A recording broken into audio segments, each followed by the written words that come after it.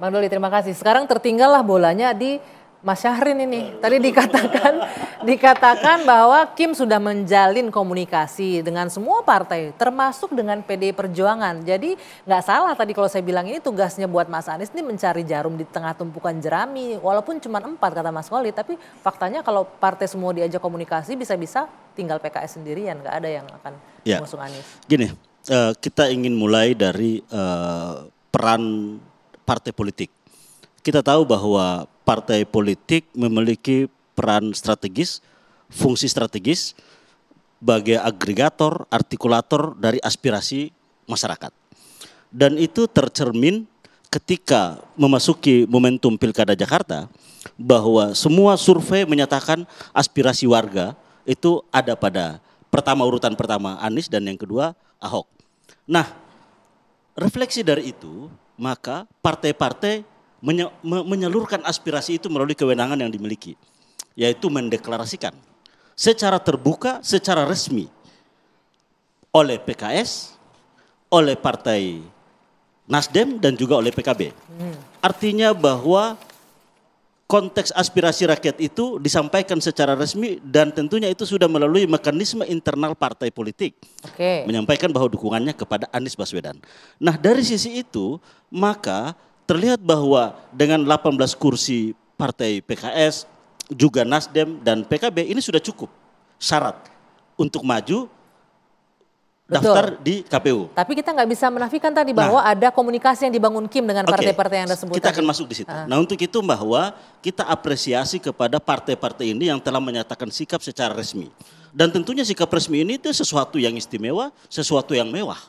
Dan kami yakini integritas, komitmen dari partai-partai yang telah menyatakan itu ini sangat tinggi. Mereka ini bukan sembarangan pemimpin. Mereka ini adalah teladan politik rakyat. Dan untuk itu kami meyakini bahwa apa yang telah diucapkan ini akan dipertahankan sampai dengan akhir. Dan apa itu yang membuat walaupun Bung Ciko tadi bilang bahwa tekanan, tawaran itu ada dan dirasakan oleh semua. Nah, yang membuat kami yakin itu adalah bahwa sampai dengan saat ini tidak ada satupun partai yang merubah sikap. Walaupun surat rekomendasi yang baru turun hanya dari PKS loh. Iya, maka dari itu belum penghormatan dan apresiasi kami kepada partai PKS yang konsisten. Partai yang selama ini sangat cepat merespon aspirasi warga. Bayangkan ketika ada gelagat partai-partai ataupun kekuatan lain menggoda PKS, kan warga datang bawa ayam jantan, terima kasih kepada PKS yang telah komitmen dan konsisten mempertahankan Anies Baswedan bersama warga. Ada yang datang bawa spanduk rakyat. Itu semua kenapa? Karena PKS memang merefleksikan apa yang menjadi warga Jakarta. Maka wajar beliau menjadi partai nomor 1 di DKI Jakarta. Partai nomor 1 loh. Nah, untuk itu maka hemat kami bahwa tidak akan mungkin semudah itu tergoda atau menarik dari tawaran-tawaran yang ada. Mas Adi, sebentar ini Mas Syahrin ini sangat confident sekali loh dengan ini. Tidak akan mungkin. Saya nggak tahu nih sangat antara confident dan naif itu. Dia akan sangat yakin gitu sampai akhir akan didukung. Ya tentu Bang Syahrin harus confident, bahkan harus hakul yakin bahwa partai yang sudah memberikan dukungan politiknya ke Anies, iman politiknya nggak berubah. Kan yang paling penting sekarang adalah, ini kan politik kita cukup transparan. Betapa misalnya tanda-tanda alam PKB, kemudian Nasdem dan PKS, ini kan sangat sekali mengayun sikap politiknya. Dulu PKB adalah partai politik yang menyatakan dukungan pertama kali ke Anies Baswedan. Tapi kelihatan nggak happy ketika PKS menyodorkan proposal Anies dan Sohibul Iman. Praktis setelah itu PKB tak pernah kelihatan punya intensi untuk terus ngotot memberikan dukungan politik ke Anies Baswedan. Nasdem memang memberikan dukungan politik, 2 hari setelah itu Ahmad Sahroni bicara yang lain. Bahwa tak ada jaminan dukungan Nasdem itu pada akhirnya akan berlabuh ke Anies. Ahmad Sahroni ini bukan kaleng-kaleng, orang penting. Artinya arah parpol, arah Nasdem sudah jelas nih, nggak 100% lagi ke Anies. Dan tidak ada teguran dan klarifikasi apapun terkait dengan soal kemungkinan rekom Nasdem itu. Nah, yang orang lihat dari dulu, Anies ini kan sangat identik dengan Anies Baswedan, 11-12 dengan Anies Baswedan. Nah, 1-2 hari ini misalnya, PKS maksud saya, sehari 2 hari ini kita mendengar satu statement yang sebenarnya ini adalah ultimatum kepada Anies. Kalau awal Agustus tak ada tambahan partai lain di luar PKS, bukan tak mungkin. Dukungannya dievaluasi. Betul, Saya kira begitu, rasional. Rasional dalam arti adalah PKS ini kan juga ingin memajukan kadernya untuk bertanding. Pada saat yang bersamaan ini yang saya sebut tadi di awal lagi, bahwa Anies sudah mulai harus meyakinkan kepada partai-partai yang lain, PKB dan Nasdem, jangan tergoda dengan godaan Kim.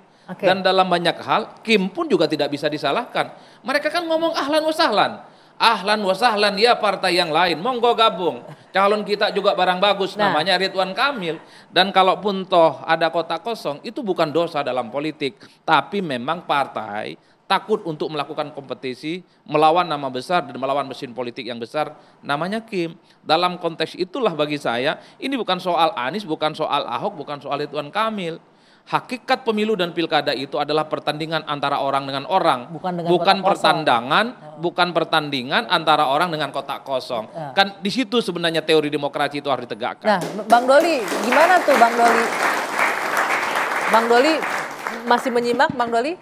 Ini seharusnya menjadi pertandingan antara orang dengan orang, bukan pertandingan antara orang dengan kotak kosong. Walaupun konsekuensi dari tindakannya Kim bisa menimbulkan itu. Oh, terputus ya. Baik, nanti kita akan coba sekali lagi. Nah, balik lagi. Tadi kan Bang Doli menyebutkan ya konsekuensinya itu hal lain kan. Kalau Kim mau komunikasi dengan PKB, dengan Nasdem, bahkan dengan PDIP sekalipun, ya artinya tetap aja bisa terjadi kota kosong itu. Ujiannya ada di 3 partai ini. Apa betul PKS, Nasdem, dan PKB ini akan goyang politiknya atau tidak? Per hari ini 3 partai ini menolak keras kalau dikaitkan dengan tidak mungkin akan mengusung Anies. Bahkan mereka marah. Nah, ini yang cocok bagi saya. Tinggal diuji apakah tanggal 27, 28, 29 Agustus ketiga partai ini tetap konsisten bersama dengan Anies Baswedan. Kan yang berkembang di belakangan Kim Plus ini adalah PKS jadi wakilnya Ridwan Kamil, entah siapa nanti. PKB ikut bergabung dan Nasdem. Karena tawaran ingin menjadi bagian dari kekuasaan politik di 5 tahun yang akan datang. Itu kan pembicaraan semua media. Ini pembicaraan semua para aktivis politik termasuk elit-elit partai. Benarkah PKS sudah ditawar untuk wakilnya? Nanti akan kita jawab ya, usai jeda. Sebelah sisi akan kembali sesaat lagi. Oke, kita lanjutkan lagi tadi Mas Khalid yang terputus tadi. Jadi Mas Adi bilang tadi ini, Kim tidak hanya menjalin komunikasi dengan Nasdem dan PKB saja, PDIP juga dan bahkan juga dengan PKS juga ternyata. Jadi PKS benar-benar serius apa enggak sih sebenarnya mau ngusung Anies? Kita ini komunikasi dengan semua partai ya. Namanya pilkada, kita harus membuka komunikasi itu sebanyak-banyaknya. Sebanyak-banyaknya. Ya justru kalau kita menutup komunikasi justru aneh. Kalau komunikasi, karena kepentingan masing-masing di daerah itu beda-beda dan di Jakarta juga tentu berbeda. Saya pikir itu hal yang sangat biasa, hal yang sangat wajar karena kita ingin membentuk sebuah koalisi yang agar tiket ini bisa berlayar. Kalau membuka komunikasi dengan Kim ini formatnya atau formasinya seperti apa? Anies tetapkah Anies dengan Sohibul Iman atau ada perubahan? Tentu begini. Jadi kita mengusung Anies Sohibul Iman ini adalah sebuah keputusan partai yang dilandasi oleh 2 hal. Pertama, kita memilih kriteria pemimpin Jakarta ini mana yang cocok. Maka kita memiliki 2 kriteria tadi. Kapasitas kepemimpinan yang teruji, yang memiliki rekam jejak yang baik. Yang kedua, yang memiliki elektoral yang bagus. Yang kedua, kita juga harus mempertimbangkan bahwa aspirasi warga Jakarta dengan PKS sebagai partai pemenang, maka kita mewajibkan, mengharuskan kader kita menjadi calon gubernur atau calon wakil gubernur. Dari kerangka inilah kemudian kita menetapkan pasangan Anies Sohibul Iman ini untuk berlayar ke depan. Nah disinilah proses komunikasi itu berlangsung. Maka sebenarnya Mas Adi bukan hanya ini ujian buat partai-partai, ini juga ujian buat kandidat. Kandidat ditugaskan untuk bisa meyakinkan partai-partai bisa mendukung dia.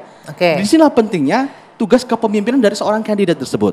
Nah, apakah itu dijalankan oleh Anies Baswedan? Nah, ini yang kemudian kita harapkan beliau bisa menuntaskan tugas beliau untuk memastikan dukungan kepada beliau untuk bisa berlayar di DKI Jakarta.